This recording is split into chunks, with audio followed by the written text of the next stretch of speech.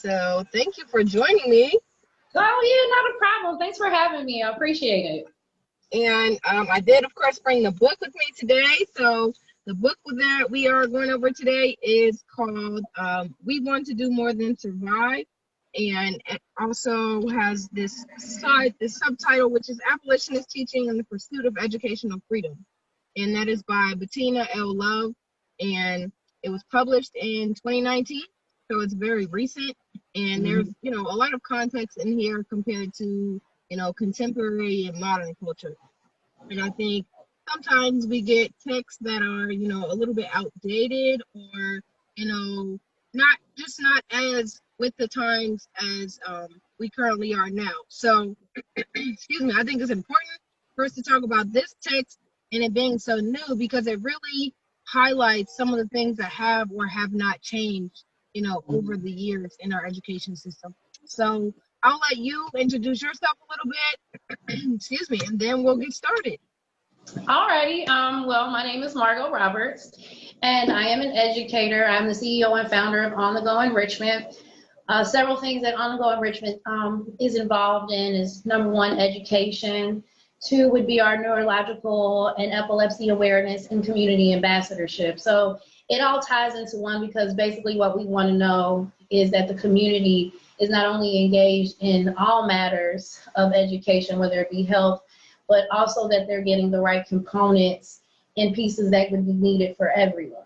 So with my On-the-Go Enrichment with Education, our mission is to provide fun learning and educational services, promote academic excellence, and eliminate social injustice. So I thought that this was a really good book to choose. After I read the overview, I'm like, oh, this is nice because social injustice is a major piece in education.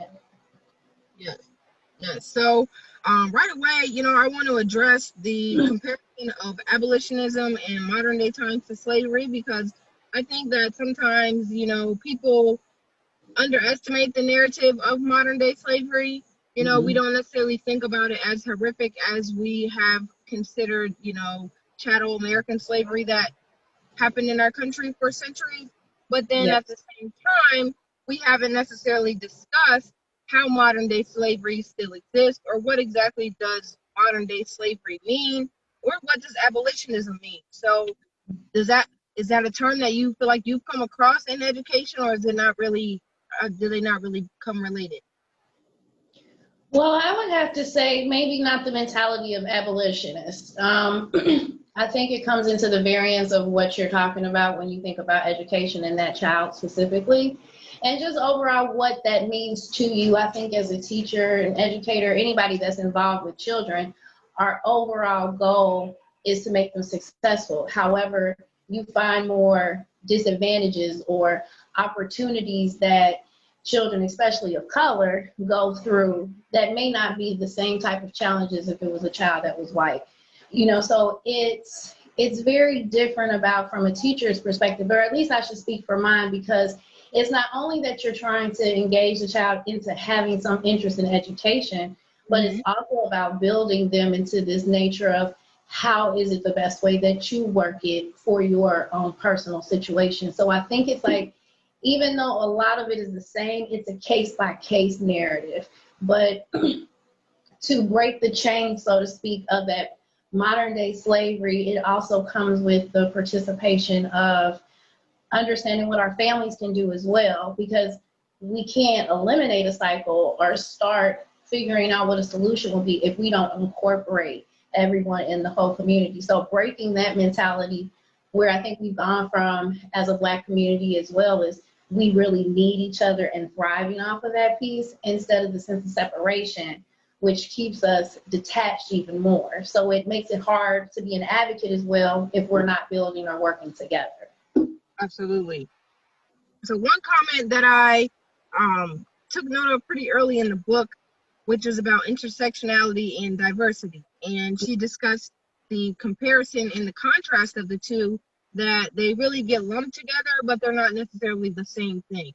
And she described intersectionality as not just about listening and naming your identity, but it is a necessary and analytic tool to explain the complexities and the realities of discrimination and of power or the lack thereof, and how they intersect with identity. So I think that was important related to what you said, because, families, teachers, students, we all have to work together collectively. So do you feel like there are strong connections? Do you feel like there could be some improvement between the family dynamic and how families participate in students' actual education?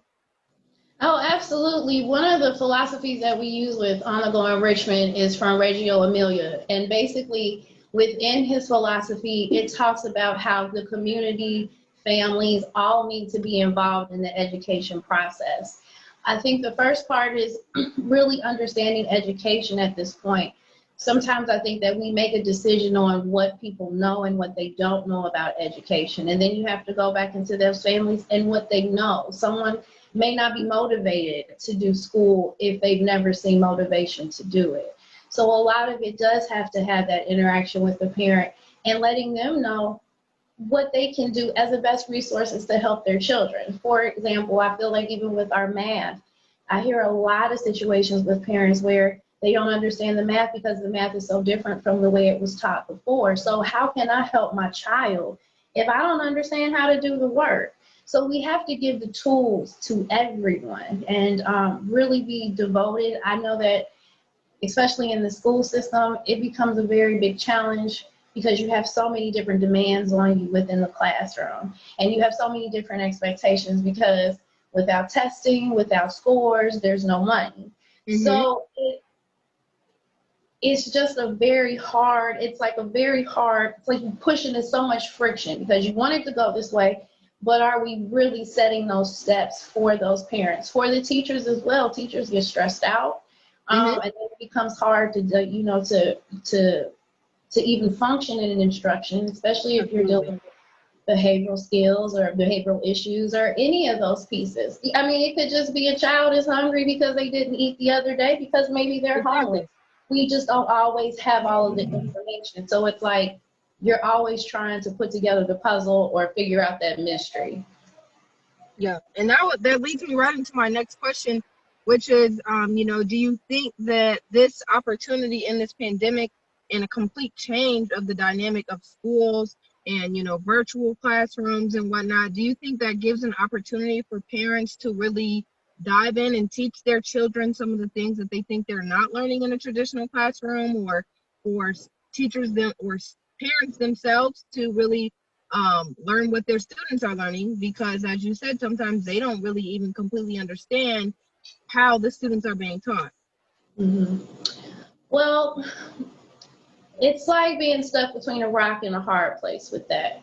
I know that there are parents where they're just not used to their children being at home with them at this much and as a capacity, even on an hourly basis. So there's a different frustration if you're trying to multitask work at home, trying to teach, dealing with the virtual piece. It is difficult. But the thing is that we also have to see how do we adapt to our situation. So one of the things, I was actually having a conversation with one of my friends one day, and we were talking about how hard did our ancestors work to learn how to read? How many died because they were trying to read or were reading in secret or were teaching someone else? Education has been so important to us because we weren't able to have it, or it was something that was even an option. So when I think about the work that, and I mean in all nationalities, but the work that people put in when schools weren't schools, when it was really just being at home, I think it's accountability. Mm-hmm. I think that in some ways we do have a sense of entitlement. Everybody wants kids in school, but it's also about the safety, and then also about what can we do to make it better? What can we do to work as a team, being more community-based? Finding different avenues. But then you have to think about, as I said before, other pieces, stresses. If I'm concerned about what's happening with my employment, I may not feel like trying to work on math with you. Mm-hmm. So we all have to be accountable for it. And this is a time, and especially in this time of the pandemic, it's so important that instead of everyone trying to find their own way to maneuver and it being more of an attack, we all have to come together and figure out what's going to be for the best interest. So teaching is difficult, especially if it's not your field or you're not interested in it. And not everybody is built to be a teacher. So it's not to say that, oh, this parent isn't doing this because they're not trying to teach their kids, or they get frustrated, or they want them to go to school. It's really just about looking at that personal family, and then what do they have to go with? Because some people love to learn, and they'll take their kids and they'll do stuff, but that may not even be on the priority list. Right. So we have my next question. In chapter 4, it's titled Grit, Zest, and Racism, The Hunger Games. Sorry about my shoeing. I'm a large bug in here. So, and the Hunger Games. And, I think it's interesting that we can compare our education system to something like the Hunger Games, because it just makes us wonder, how exactly did we end up here, where, one child can go to a school in one district, and it's an excellent district, and they are completely well prepared for college. And then you may go, to a neighborhood not even 15 minutes away in a different school district, and their educational experience is completely different. And then, she spoke a lot about charter schools, private schools, standard testing, all these things that really confuse our education system to where, some things are better not being a monolithic experience. But it seems like school, what might be better if it was a more common experience. How can we, work on that community-based learning? How can we create a system where it seems like all children even get a fair shot from the beginning? Well, I think some of the biggest pieces when it comes to education, when it comes to, even when you spoke about, I think about food deserts. So when you think about a food desert area, so you're already dealing with somewhere that's probably more impoverished or disadvantaged, don't have the same type of opportunities.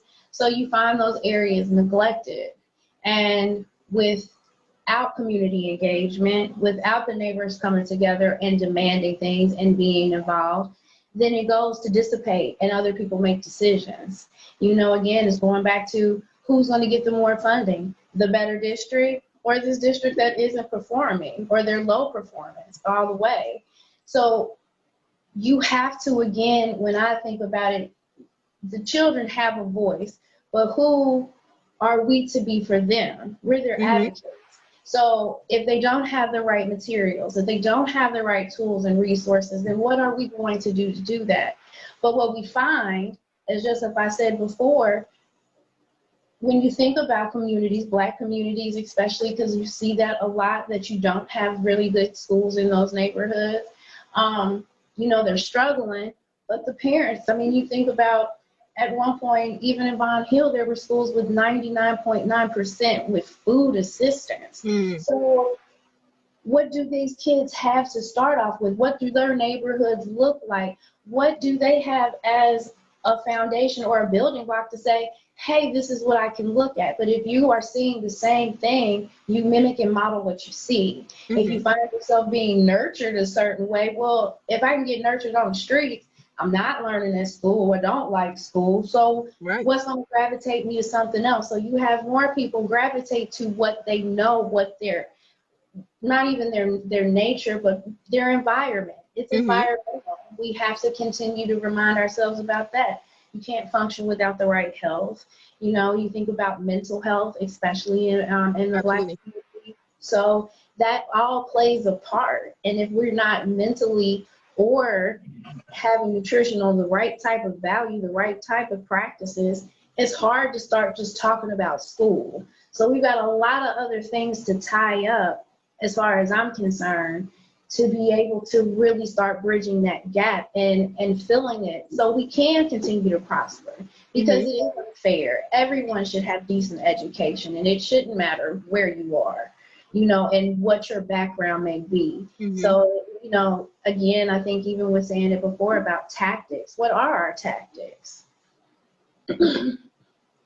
So, yeah, I don't know. It's definitely a passionate subject by far, because it's not just the basic It's not just the basic subjects. It just is it's encapsulated into so many different things. And so it's like trying to find which piece of the haystack you start with. But little by little, we could always make something happen. 100%. So, you know, that same chapter begins with a quote from Michelle Obama that says, "They aren't bad kids, they're just trying to survive bad circumstances."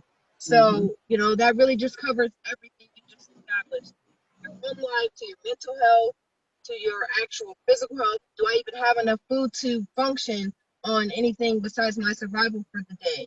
You know, so how can we provide them with opportunities so that they don't get left behind in these tough times, because, you know, no one really had the time to focus on exactly what was wrong with them because there was just so much chaos.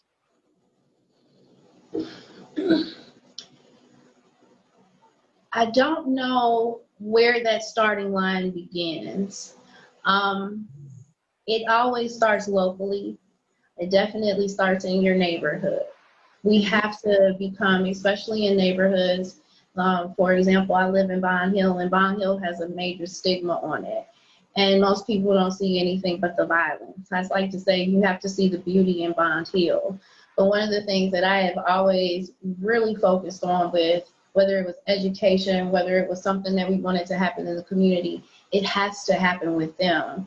You know, we have to show that we have interest. Because if you don't show interest, there is no one will pay attention to you. There's no reason. So we have to look about what our passion is behind. I say, you know, it said, and this is a very old statistic, but probably still close to it. By far, if you invest in the stock market, it's 7%. But if you invest into a child, it's a 10% return. So right now, we have a higher percentage in investing in our children than we do in the stock market. So the thing about it is that what I always try to remind myself is why I want to help kids, why I want to teach them, because I know that they're going to take care of us when we get older. So it's my responsibility to make sure that they have the right things to be the successors for when I need help.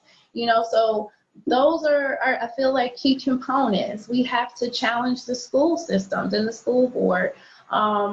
And school boards about what things that we want. What do we want to see? We pay taxes, we do levies.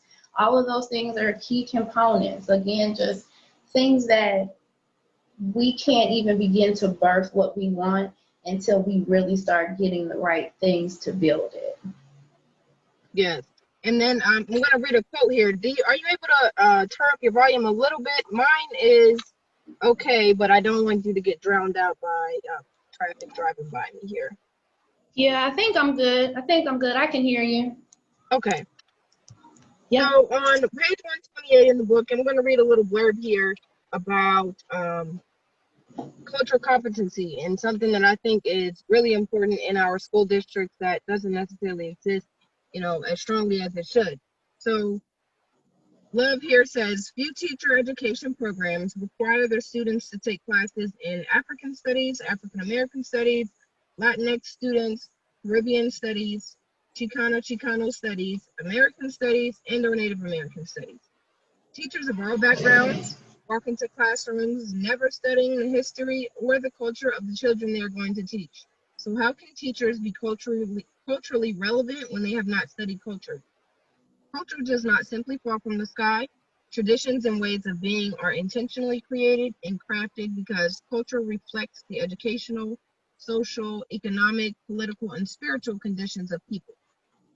So just to close that out, you know, as we've been discussing this entire time, there is a difference between, you know, certain demographics and certain groups of people and, you know, neighborhoods and communities.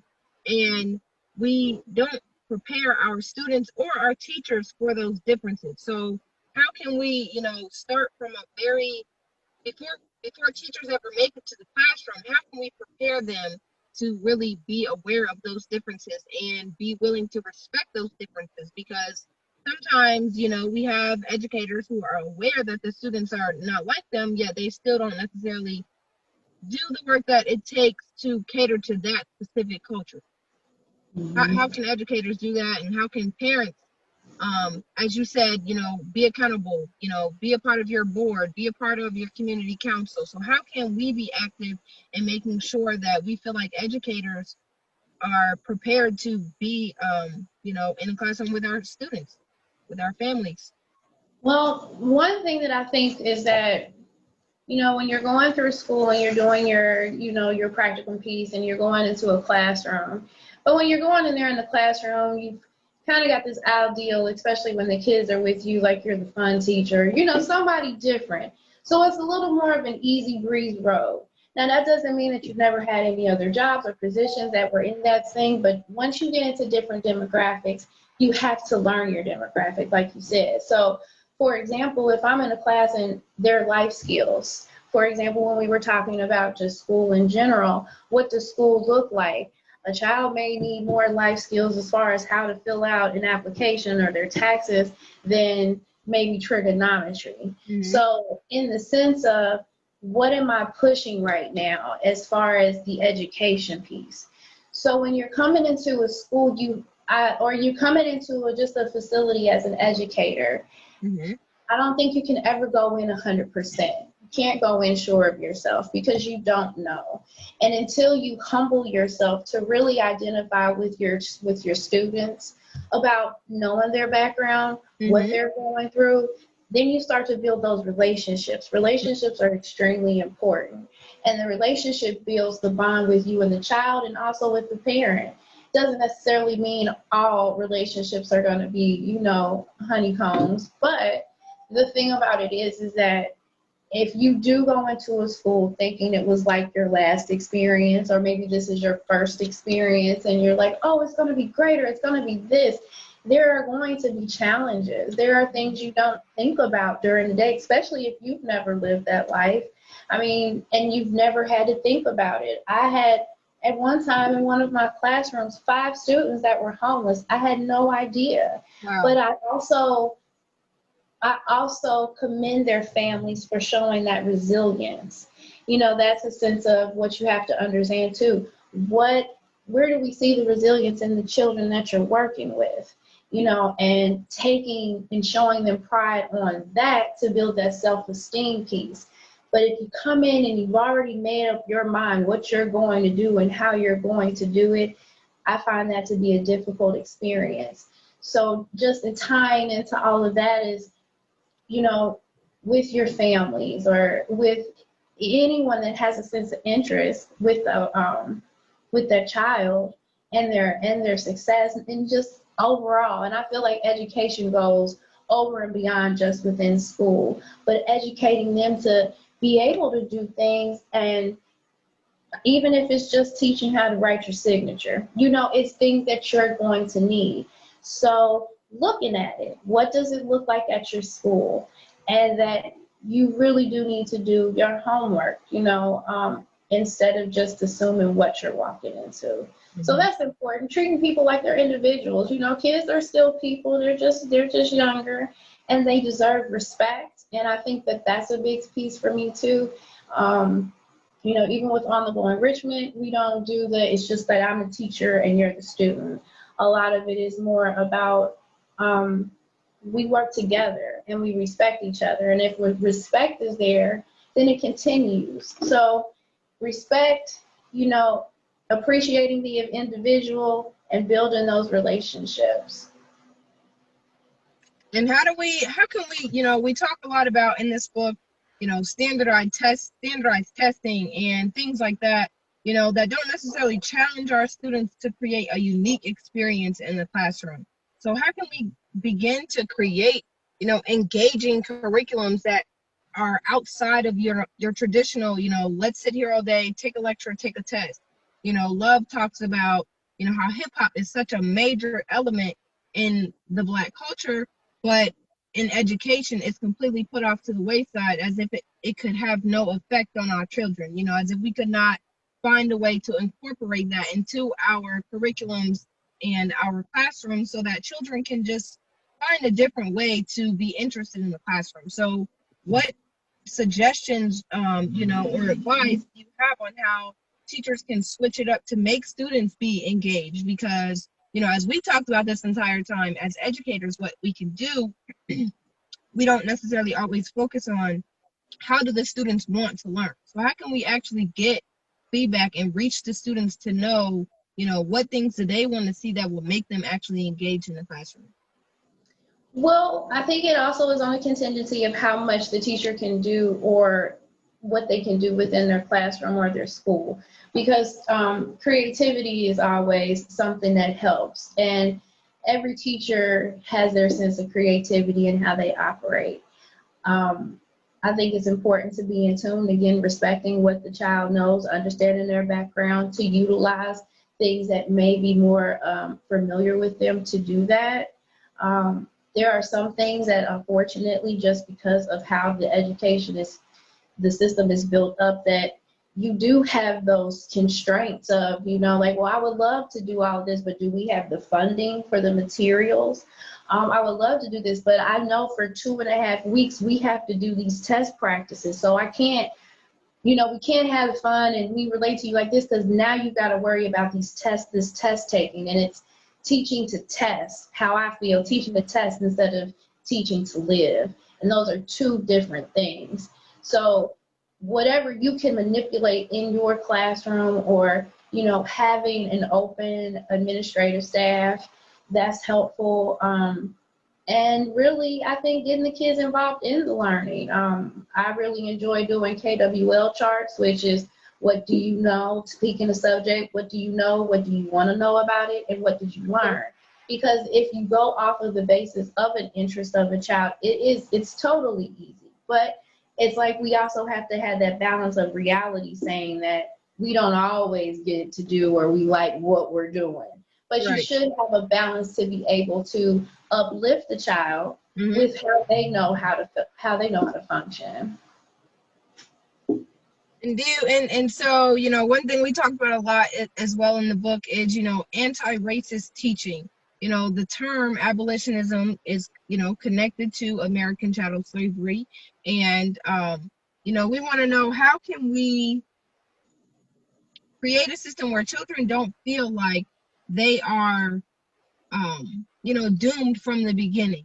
You know, how can we encourage them to really feel as if they are a part of something bigger than themselves? Because I think that, you know, when you look at abolitionism, those people who were involved in the Underground Railroad era, you know, they had to risk their homes, their lives, you know, everything in order to teach something that was important to them, you know, something that was life or death to them. So, you know, like you said, when we talk about how to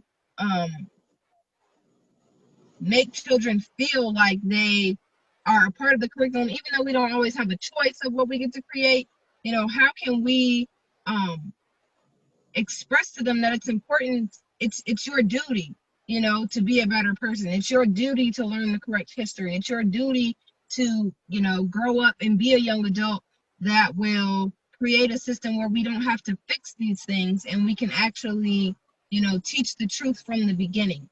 How can we breed, you know, the truth in children that way?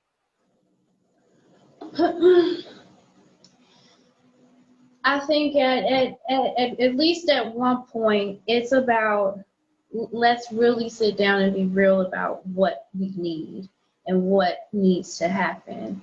You know, one of the biggest things is what I think about is speaking life into children. It is very hard to get anybody motivated if they're already down, out, and depressed. And then we're not even discussing children that may have disabilities that make it hard to even begin to learn. I mean, there is no motivation behind it if I can't read. And now maybe I'm in a classroom that I'm way below my grade level. So Absolutely. really learning how self-esteem and social emotional skills are so important. We as teachers, again, have to do self-checks as well. Teachers are human like everybody else. And they go home to their families too. Some teachers have been in the system for a very long time and are burnt out. Some are just extremely new and don't know, and they're just maturing within it. And, you know, sometimes you have people that choose the wrong profession because they thought it would be easy, or it wasn't. So we have to do self-checks about, is this what you're going to be committed to, and what exactly that takes. It is a sacrifice. You end up still having, even if you have your family at home, your children become your family. You care about them, you worry about them, you know, but on the same note, you do have teachers that are just fed up with so many other things. Right. So it's like, even getting close to, not getting close to a utopia, but there are so many of those like small, minute things that make it hard to get the whole mold together. But it's really about, again, I think being honest. You know, we always want to talk about the different things, but then do we want to have the hard conversation about what happened with it?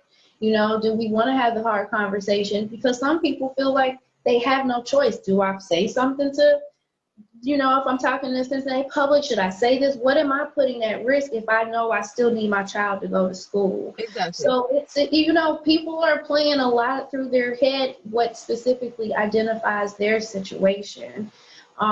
But we as educators, we have to know that we may be the first place or the last place where they see love. And in that love comes with loving to educate them as well. So it's not just a job, it's not just a career, it's, you make it a lifestyle. Absolutely. You make it more than a job, because you don't always have to give all your all at a job. But to me, when you're working with kids and you really care, it's nonstop. So I have to give out, you know, definitely mad shout out to a lot of teachers, because I know, yes, you know, that it's hard. And I like to give shout out to the parents too, because I find it that they've had a little bit of awakening with their kids. You know, it's absolutely. funny when you call parents and you're like, such and such didn't do this. Oh no, Johnny wouldn't do that. So now Johnny's been at home doing it. Yeah, So it's see a exactly what reality. Johnny has done all year. Yeah, so Johnny's doing it. And now that you recognize it, this is also an opportunity too. I see what Johnny's doing at home. Mm-hmm. I see what you said. So now what can we do? Always an opportunity to learn. Education doesn't stop with any of us. We got to keep growing. Thank you for that point. That's actually a perfect closing point, because that's one thing that Love discussed. You know, her main theme throughout the entire book is to establish that this abolitionist, you know, teaching style is not just something that you do in the classroom. You know, it's not just a style or an approach to teaching, but like you said, it's an actual lifestyle. And, you know, it has to carry beyond the classroom, you know, and the work has to go beyond the classroom.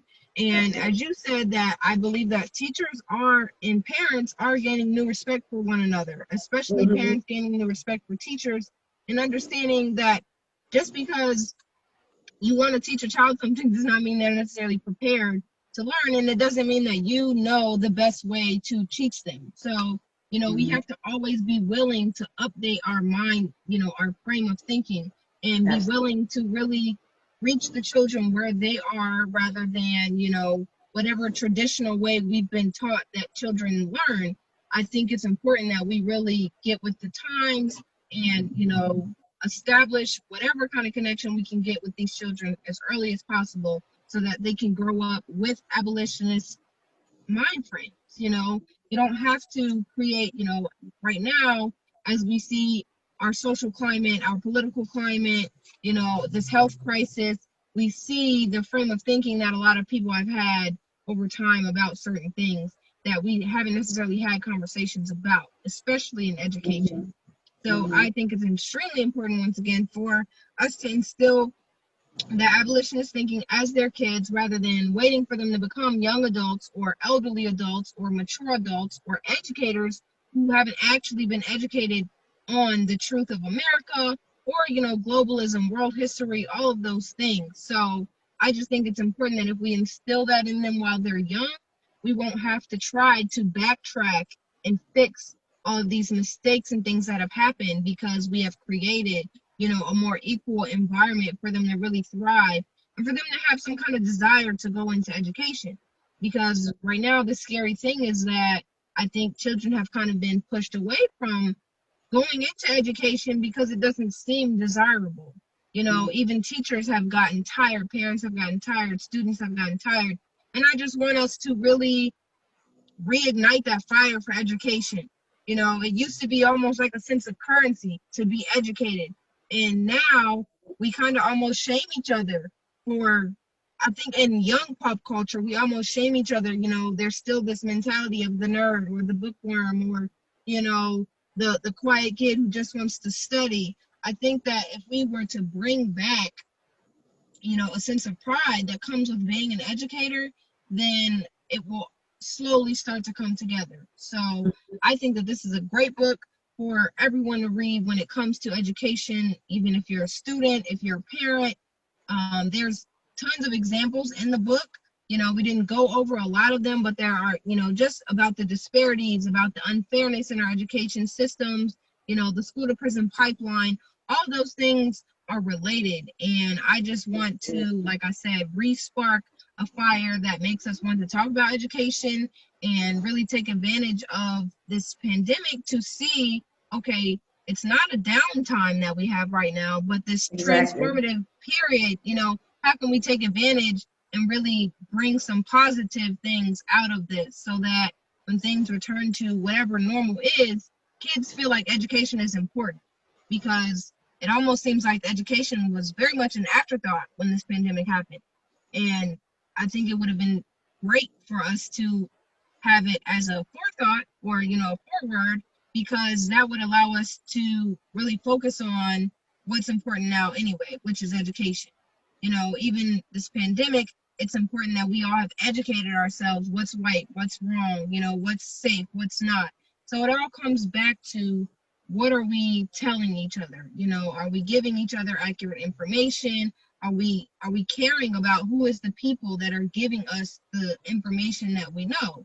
And I, like I said, just want to completely highlight, you know, how much educators mean to us and how important it is to start education at a real honest level from, you know, a young age. So I mean, it starts at development. In all honesty, I mean, still so much stuff is built off of, you know, like we talked about, environment.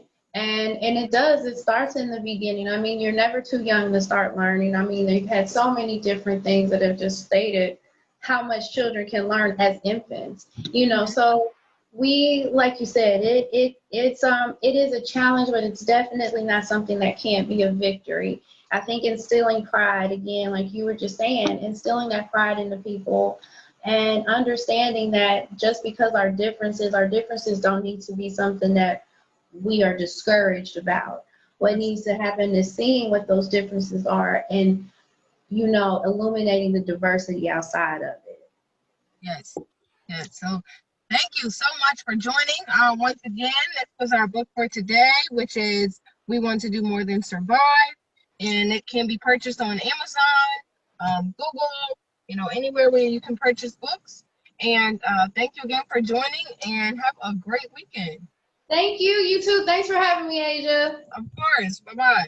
Bye-bye.